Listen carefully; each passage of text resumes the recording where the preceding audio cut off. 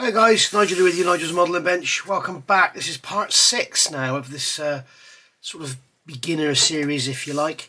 And this video is going to cover, as the title says, basically to prime or not to prime. So I do get the occasional question around primers and what to use and this, that and the other. So in this video I need to be very, very careful not to sort of branch off into different paints and everything. But what this video is going to be about is, first of all, why prime, okay? And secondly, what to use, what to prime with. And I'm going to discuss here what I think are what I know are my favourite primers. Their different values, their different attributes, the pros and cons with them, and also I'm going to discuss what I've heard some other people say and I've seen other people do in their videos and sort of give my take on that. I won't mention any names, don't worry. So basically, priming is all about putting a base coat underneath your finished coat of paint. There are basically, for me, 3 purposes for priming. The main one being is a coat of paint that goes down that gives you a key to put your next paint on. Now, there are some paints out there that will not go down on plastic very well at all without a primer. I'll name them going forward. There are also primers that go down that don't stick very well to the plastic either, so they kind of become a bit pointless. What you have to ask yourself, what's the point in putting down a primer that doesn't stick well to the plastic and then putting paint on top of it that doesn't stick very well to plastic either? You may as well just go straight in with the paint. The other reason for priming, like I'm doing with this Scammell truck chassis, as you can see, we've got a lot of bits here which are primed in black. And the reason I use the black, this is the Mr. Servicer black primer, and the reason I use it is twofold. One, as I say, it keys, and 2, it gives a black coloured base to the green paint that's going to go on there. And this is something, as you'll know if you follow my channel, I do a lot. I like to use black as a sort of primer and it's almost like a pre-shade. So when I spray this green, any bits that get missed will be a black shadow rather than tan plastic or a light grey primer or something. So that's why I use the black. For example, if you can imagine, if I spray in here with the green and I don't get right into all the nooks and crannies and everything, if you can imagine this stood in the sunshine and the sun is here, okay, this would be bright green, and in behind there would be almost black, which it would be because I've pre-shaded it. So that's your other reason. And the third reason for priming is for seam checking. Now, black is not good for seam checking. It doesn't show things up as well as grey. So we use a light grey primer. And here you can see I've done this fuel tank, not that one, this one's better to show you. This fuel tank. So what I've done, if you watch my videos, I've built these fuel tanks up, gone round the edges with super glue, and then sanded it all smooth, and then given it a coat of grey primer just to check how the seams look. And I can see there's a mould seam down there that needs to go as well. And basically what this does, the light grey primer will highlight any tiny little mark, any sanding mark, any little knock, niche, whatever, it will show it up, which is why you'll see resin manufacturers, when they have their stuff on display at shows, it's often sprayed with a matte grey primer. I know that one company that does it all the time is Zukimura, and whenever they show their sub-assembly engines or cockpits, they're always painted matte grey, because matte grey makes the detail absolutely pop. And as you can see on here, I sanded these down and they look absolutely fine. But if you can catch it in the light, you will see that here there is a nick there in that corner. There's some work to be done down here. There's some work to be done up here. And here we've got a massive seam line there which needs to be dealt with. And that looked absolutely fine when I first rubbed it down. But I'm not going to worry too much about this one because there's a step that goes over it, a PE step. But we'll probably get it a little bit better than that. But, and you can also see here, look, something I hadn't noticed, there's a mould seam there, which the primer has made very obvious indeed. So that's your purpose, that's your third purpose for priming, in my opinion. These videos that I'm making are all based on my opinion, guys. There's, you know, a lot of it, there's some facts, You know, some plastics are harder than others, that's fact. But the fact that this paint is better than this one because I like it is just because I like it. Whatever. So different primers. Some, in my opinion, are brilliant and others not so. We'll start with this one. This is the Viejo Grey Primer, and as you can see it says it's acrylic urethane. Now this one is going to have to go in the bin. I thought already thrown it away because it's not very, you can see it's almost full. I've hardly used any. This stuff, it goes down very, very nicely and gives you a very, very nice smooth finish, but it doesn't stick to the plastic at all. And if you try and sand it, it tends to peel. Now people will say, I've seen people say if you mix this with, I can't remember what it was now, you mix it with something else, I think it's like a clear coat or something, it goes rock hard and you can sand it, but it doesn't actually key to the plastic at all. It's great for sort of figures and stuff where, you know, you might just be priming a figure and then brush painting it. You don't want to sand it down or anything, you don't want to sand any seams.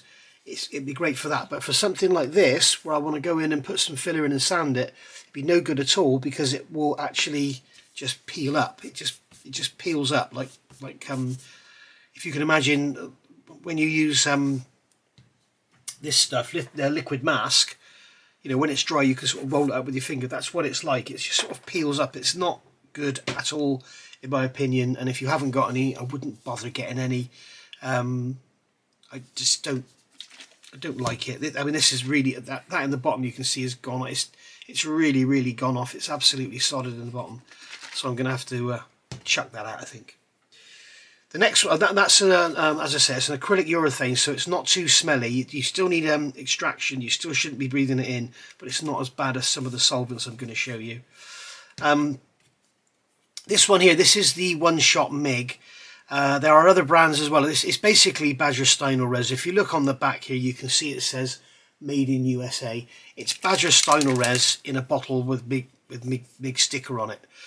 It's a good primer, and it goes down quite well. It has its downsides, and again, this is my opinion.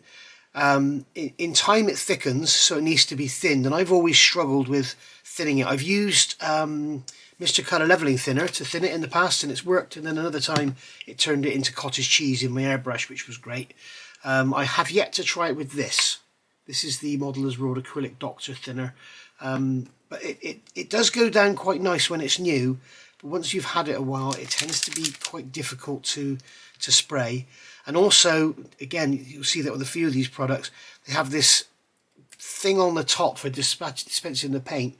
I mean, what a stupid idea. You can see in there, you can see you've got a lump of dry paint in there, so you tip it out into your airbrush, that's going to go straight in there. It's just ridiculous. I don't know who dreams these things up. So whenever you use it, take the cap off and pour it out. Don't use that stupid dispenser.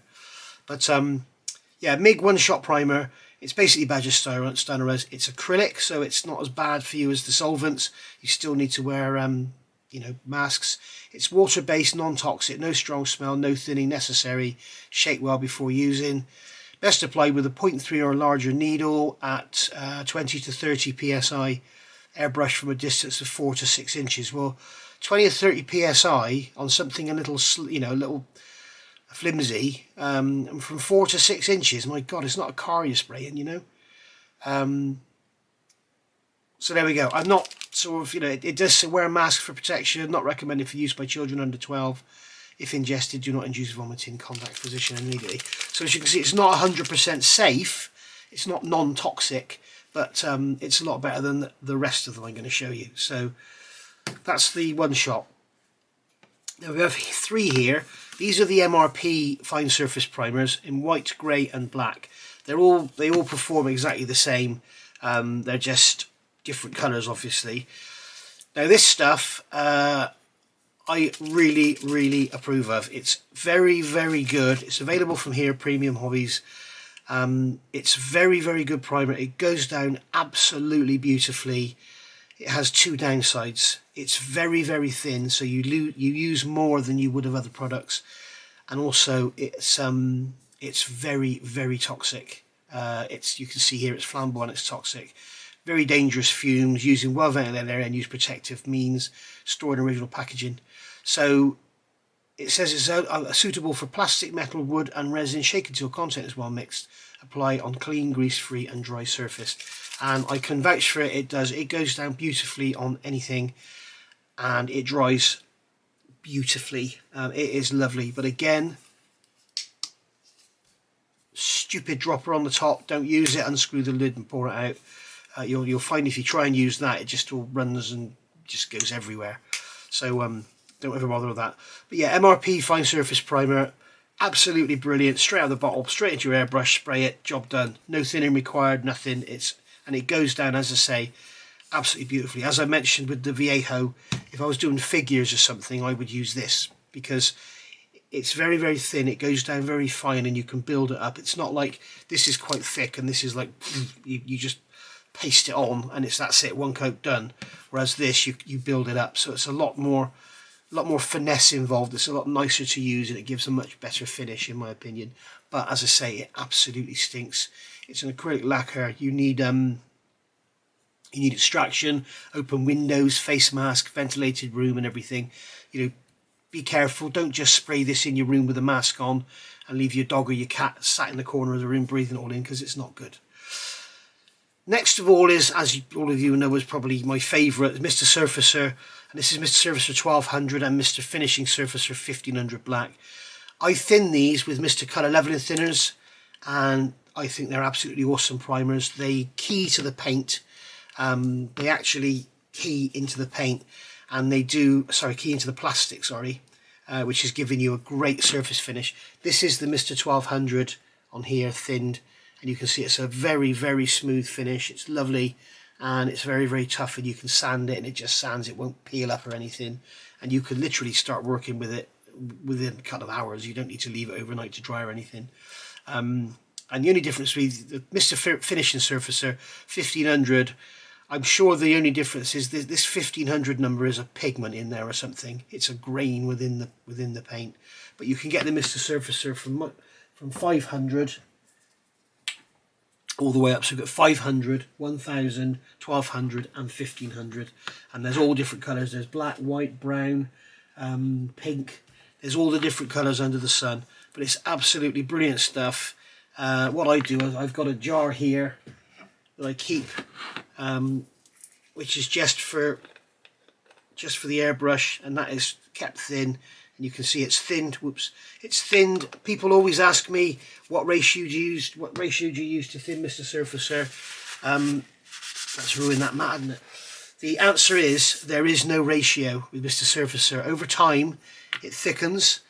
So basically, the longer you have it, the thicker it gets. If you get a nice warm summer day, take the lid off your Mr. Surfacer and you can literally look inside and you can watch it form a skin. It's best to sort of keep the bottles closed as much as possible because it does thicken up. So you just thin it to, people hate this phrase, I thin it to about the consistency of milk, which is a horrible phrase because there's all sorts of different milks. But I like to thin it so that it just sprays well. And I don't like having to use, like with this one, you know, I don't want to be using 20-30 psi. I want to be using 12-15 psi. I don't want to be throwing it at the model. So that's Mr. Surfacer. Now we're going to move on to paints. Now, the reason I'm including paints is because some paints are better than others with and without primer. So LP27 here is just a German grey in the Tamiya LP range. The LP range of paints is stated by Tamiya as not requiring primer. So if you're painting a tank or something, you don't want to prime it, you know, you can bang this straight on there. There's your base colour done. You don't need to prime it. It is a very, very strong lacquer. You need all the, you know, extraction and everything. Same as, I don't think I said it, Mr. Surfacer, this is the same. You need extraction, mask, windows open, ventilation, everything. You know, you don't want to be painting that in your bedroom and then going to sleep. It's not good for you at all. And it's the same with this one. This can be thinned with Mr. Colour Leveling Thinners, or you can use Tamiya's own lacquer thinners. I pre-thin them in the jar, so they're the right sort of consistency to paint with. Again, please don't ask. There is no... People say, oh, it's 50. I've seen people actually counting drops of paint to thin their paint.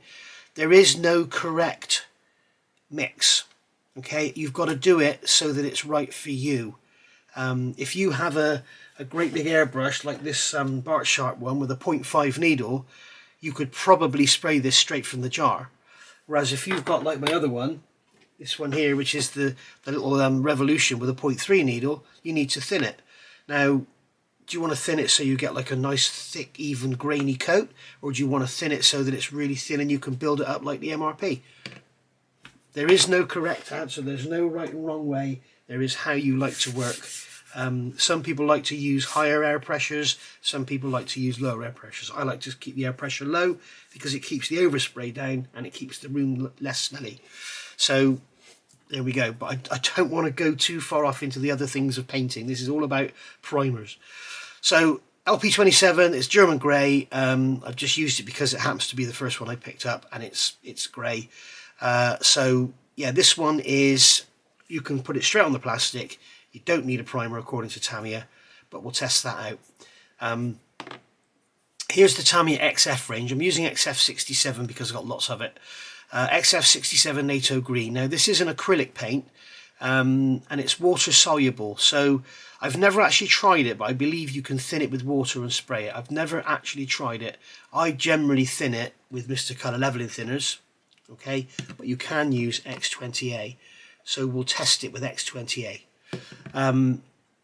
That's what Tamiya recommend you thin it with, but it won't key to the plastic like LP27 will, because the mix of this and that will not attack the plastic, so it'll just sit on the surface and it will scratch off easily. And then here we have finally Model Air, which again Viejo. This is an acrylic product. Where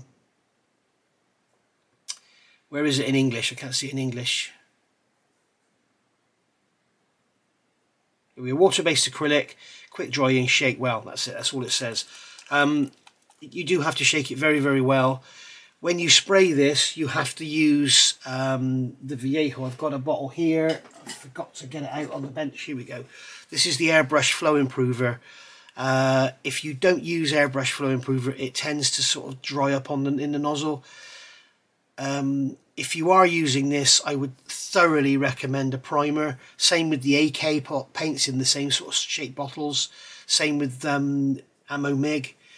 If you are going to use this, I would thoroughly recommend a primer. If you spray it straight onto plastic, it doesn't stick very well. It will fisheye at the slightest bit of, slightest spot of grease or whatever. It will fisheye. It doesn't key to the plastic. It sits on the surface. And you will find sometimes it'll all just separate and stuff if the plastic isn't clean. So there we go. So there's a range of primers and some paints to go with them, just to back up one of the reasons we use the primer, which is to give a key for the paint. So I've got a sheet of plastic here, which I'm going to spray. And I'm not sure how well this is going to work because this plastic has a nice matte finish to it, so the paint's going to key a bit better than it would on a plastic kit part. But we'll do the test to see how it works, and if it's not good, we'll do it on a kit part. So what I'm going to do is, using these paints as I've just shown you in that order, I'm going to spray some bands up. So what we're going to do, we'll do the MIG one shot. We'll do the MIG one shot. I'm going to see if I can get this to come out. We'll see how it goes. We'll do the MIG one shot, and then we can test that. We'll do the MRP. I'll use the grey. We'll do the MRP grey on there. And then we'll do Mr. Surfacer. Okay, so Mr. Surfacer, the one I've pre-thinned. We'll do the Mr. Surfacer 1200 pre-thinned. And we will then put some LP27 over the top. So we can try that. We will then do some Mr. Surfacer, again, the one I've pre-mixed. And we will put some XF67 thinned with X20A over the top of that, and we'll see how well that keys. Then we'll do the Mr. Surfacer with Model Air over the top, and then we'll do the LP27 on its own. We'll do the XF67 mixed with X20A on its own. Then we'll do the XF67. What we'll do XF67 with leveling thinners, and then we'll do XF67 with X20A, and we'll see how the difference is in their scratchability, and then we'll have the Model Air on its own with just a couple of drops of the Airbrush Flow Improver. So we'll see how that goes down. So I'm going to go and get that painted, and we'll let it dry for a few hours, and then we'll come back and see how it looks. Okay, so here we are, next day, and we have our painted sheet. As you can see, I've put a piece of masking tape across the bottom, well, 2 pieces because I ripped it off too short. I was going to do the Viejo Grey, this stuff here, but that's going in the bin. Bye. I just couldn't, it's just full of lumps and everything, it's had it. But I can tell you from previous experience using it, it's not good. Unless you just absolutely love Viejo products, I'd use something else. So we've got the MIG one shot here, the grey. We've got the MRP, I've written MRP grey, you end up using the black because I've got 2 bottles of that. This is Mr. Surfacer primer with a layer of Tamiya LP27 over the top. And then this is Mr. Surfacer primer with XF67 Tamiya and X28 acrylic thinners over the top. Then we've got Mr. Surfacer, again it's 1200 my premix, with the Model Air over the top. That's the Viejo paint, Viejo. And then we've got LP27 on its own. Remember, we're going to see how resistant this is to scratching because Tamiya say you don't need a primer. And then this is XF67 with leveling thinners. This is XF67 with X20A. These are both straight onto the plastic. And this is Model Air, straight onto the plastic. Now, as I say, this plastic sheet has got like a matte finish to it. So I reckon these paints are going to stick a lot better than they would to a shiny, glossy plastic part.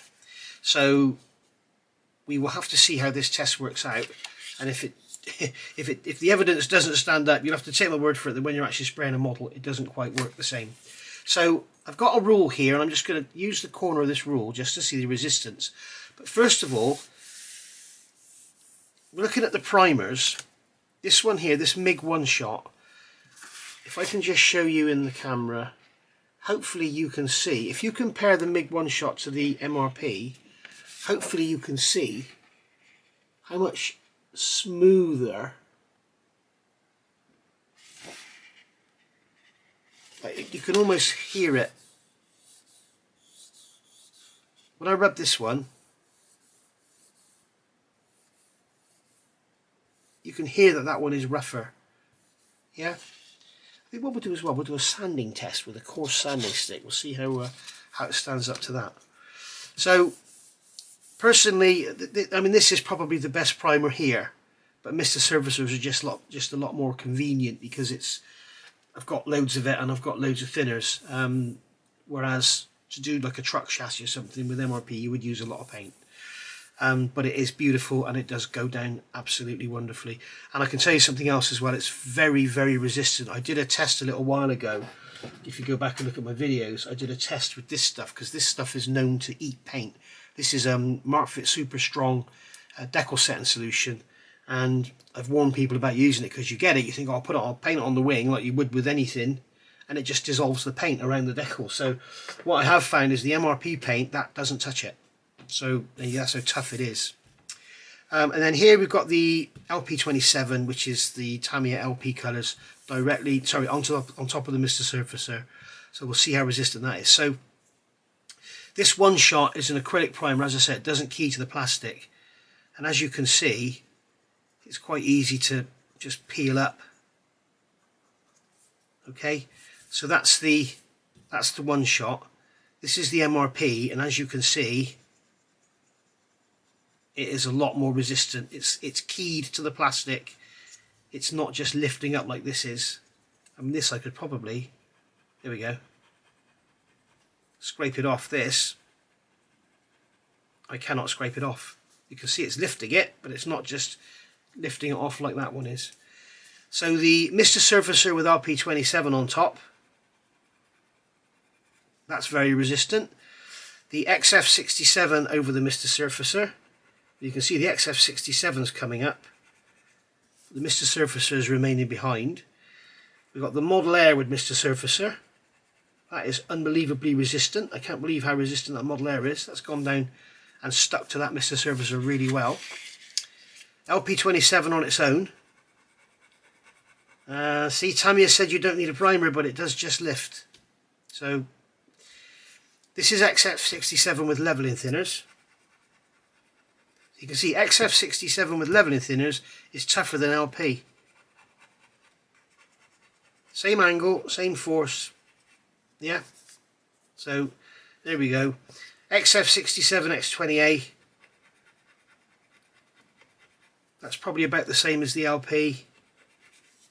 And then we've got the Model Air here. As you can see there, that's just peeling off.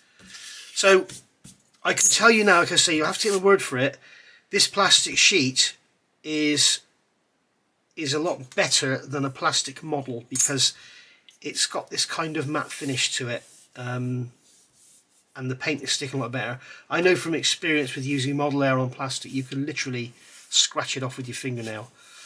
You will also see in here, you can see how it's quite blotchy. You can see there's a fisheye there, at the end of my finger. There's another fisheye there, with a lump in the middle of it. So you can see it's not that nice a paint, but it is. It's like a sort of pretty, what they call a true acrylic. You still need a mask, you still need ventilation, but it's nothing like as bad as the others, especially the MRP. So so there we go. So let's do a quick test with the sanding stick. You can see when I sand that, it's just scratching it all off. It's same there. I think the sanding stick's a bit too coarse, to be honest.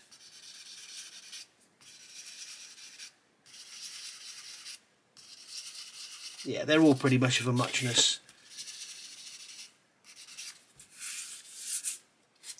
But yeah, that really proved absolutely nothing. So that was a waste of time, wasn't it? But there we go. That's just my little few words on primers. So we can see here the results are that basically the one shot doesn't key to the plastic like the others do. LP27, sorry, the Tamiya LP range, I think you do need a primer. I mean, this test, you're never going to start doing that to your models. You're not going to get in there and start scraping the paint off, are you? But it's a test to show you that what keys and what doesn't. But we can see that the one shot doesn't stick to the plastic like the others do. Okay, the Mr. Surfacer and the MRP. So you can see these here have bonded to the plastic better than any of those. So Mr. Surfacer MRP is the way to go with primers, in my opinion. LP27, it does need a primer if you want some wear resistance. And the XF67, I would still be using a primer under them. But what is interesting here, if you look at the one with leveling thinners, it's a different colour. And that is exactly the same bottle of paint used directly one after the other. So very strange how that one's more grey than that one. Very strange indeed.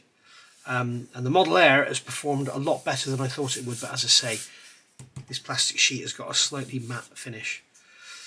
So, to sum up, in summary, why do we use primers? It's a base coat for your ongoing colours. So it's a base coat as a base coat to provide a key for the paint to key to, which is what primers are used for in reality. If you were spraying a metal car, you would first use an etch primer to etch into the metal, and then you would use a high build primer on the etch primer that would give you the surface finish, and then you go in with your paints, and then you go in with your lacquers and stuff. So basically the key to priming is providing a base for the forthcoming colours, and that's what it's all about. And that's what we're doing here with the Mr. Surfacer. It's what I do with my models. It's why I do the black basing and everything. So that's what it's all about.